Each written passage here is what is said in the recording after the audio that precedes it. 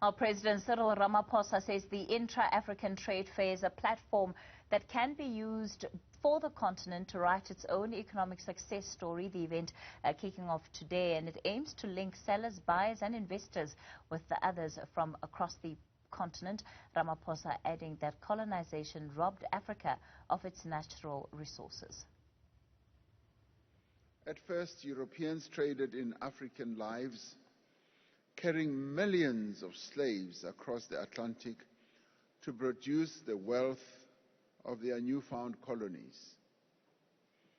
The wealth that resides in the United States, that dazzles so many people, the wealth that resides in Europe that dazzles so many people, in large part is wealth that originated from this continent.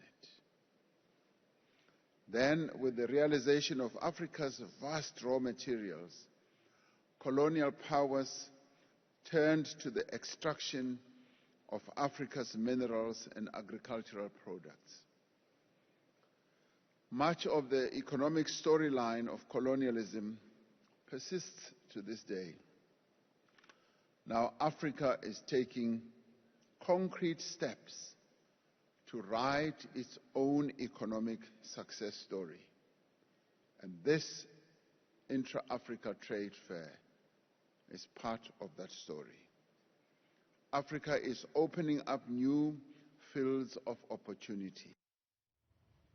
While staying with that event, we're joined by Trade and Industry Minister Ebrahim Patel. Minister Patel, good evening to you and thank you so much for your time. So quite a significant step for South Africa to be hosting this event. Let's talk about what the thinking behind the hosting of this event for government was and what you're really trying to achieve. Well, first, thank you, Cathy, to you and to the viewers. Essentially, it's a message to the world. South Africa is open for business. KwaZulu-Natal is open for business. We're making things here. We're ready to trade, and we want investment. That's the heart of the storyline. And the background to it, Cathy, is that Rwanda had originally put in a bid to host the Intra-African Trade Fair. But because of COVID, they were not able to complete the conference center and all the logistics that was required. And the Secretariat looked at the continent and found that South Africa was well positioned, that we had the capability at very short notice to take on this event and to turn it into a success. And indeed, I wish you and the viewers were here, because walking through the exhibition area, you see young and old entrepreneurs, people who've never been in the export market, wanting to sell their goods. You see the heads of state here, trade ministers from across the world and from the African continent. I had a meeting all of yesterday with ministers from different countries looking at the future of the auto industry. So this is a deal-making platform, a place where business is being done, where Africans are showing to each other what we're making as Africans. And to go back to the president's story about colonialism, to say, our destiny is in our hands. We can change that storyline. And we do so when we no longer become simply the providers of raw material to the world, but we show here that we can produce world-class product, that our capabilities technologically and the manufacturing capabilities of the African continent is available. We begin to trade more with each other, and we lay the basis for Africa to enter the 21st century with greater confidence, with more jobs for young people, with more opportunities for small and medium-sized businesses. So it was to give that window into Africa's industrial strength, and to showcase, of course, also South African businesses that made us decide that we're going to host this event. Minister, you talk about the need to increase trade amongst African countries. Let's talk about what those numbers look like currently. Of course, when we look at intra-regional trade on the continent, certainly there's a view that those numbers could look stronger. How are you hoping that a meeting like this is going to incentivize businesses, particularly in the formal sector, to start taking up some of these bigger deals with each other, because the informal sector seems to be the one that is thriving? So let me go back to the numbers first, Cathy. If you take the African continent and you see the extent to which we trade with each other, trade on the African continent accounts for a very tiny bit of total trade by African countries. We mainly trade with Europe, with the United States, with China, with India, and with others. So if we take African countries and we look at what is called intra-regional trade, trade between African countries, it's less than 20% of all of the trade that African countries do in total. Look on the other hand at Europe, and that is the most advanced of the lot in terms of intra-regional trade. But the Europeans, more than 70% of their total trade is with each other. And that means they can develop value chains that when an Airbus is made in Europe, it's not just made in one country. It has parts and components that are made right across Europe. So you're looking at ways in which Europe is lifting each other in the process of having that single market. So coming to the African continent, there are three things we're needing to do, and one that we're beginning to do really well now, and that is crafting a free trade agreement. We've got the legal framework in place. I've just come back a few weeks ago from Ghana, where we had a meeting with trade ministers, and we've agreed now on what rule of origin would apply to make a product qualify for a lower tariff when we trade with each other as African countries. And I'm happy when I came back from Ghana, we had wrapped up an agreement on things like cheese and leather products and edible oils and fruit juices and so on. Now, there are more than 5,000 products on the tariff book, so it means going through each one. We've made a lot of progress.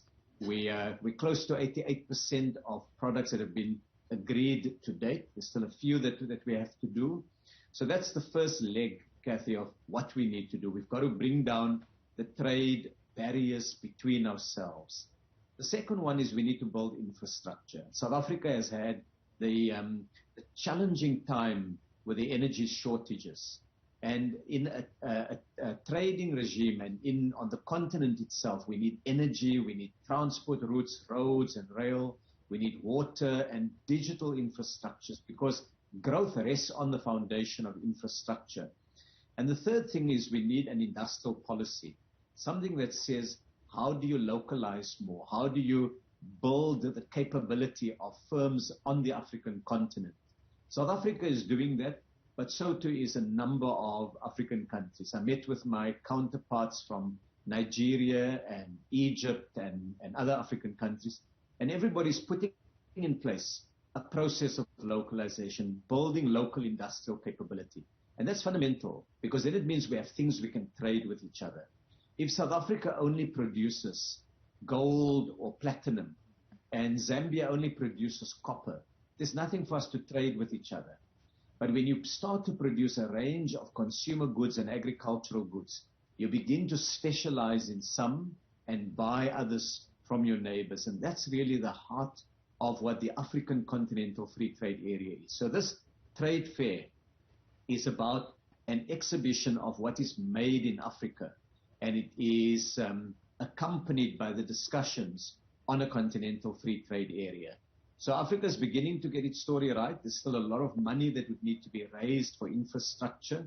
The World Bank has estimated that it could be as much as $100 million a year that is required to invest in infrastructure. And I'm talking of the continent as a whole. South Africa has seen our own need and challenge to invest more and better in infrastructure, and that is now a continental thing. Sure. But there's some good news stories coming out of that. Minister Patel, just before we end up, I imagine that it is also not lost on government, just the significance of having this event in Durban, particularly following the kind of unrest that we saw in July.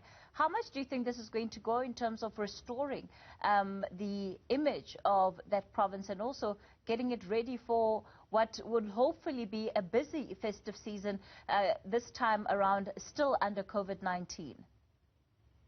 So just starting with the COVID-19, the vaccination program has already helped to make this event possible because our infection rates have come down. And of course, we're really keen that more South Africans should be vaccinated. But in addition to that, there's also the question that we're looking now to reposition the public narrative and the world's view of KwaZulu-Natal. What people saw in other parts of the continent and investors globally were those scenes of unrest on our television stations. But there's been a return to stability in KwaZulu-Natal, and this is a window into a province that's ready to manufacture and to trade again. I've met with delegates who, when they came here, they were worried. When they landed and they started to walk around in the city and so on, they realized that that event, regrettable as it was, damaging as it was an event in July, and that in fact KwaZulu-Natal is in the process of rebuilding. The factories are operating. So it's also to give the world the reassurance that there are in fact businesses operating in here, because a lot of KwaZulu-Natal's output is exported. It's a port-driven province. It's a seaside province. It relies on tourists. And of course, in December, we want not only South Africans to enjoy and get the benefit of our country, but also foreign tourists. So this is an opportunity for the camera to be on KwaZulu-Natal and on South Africa. Trade and Industry Minister Ebrahim Patel, let's leave it there for tonight. Thanks for your time.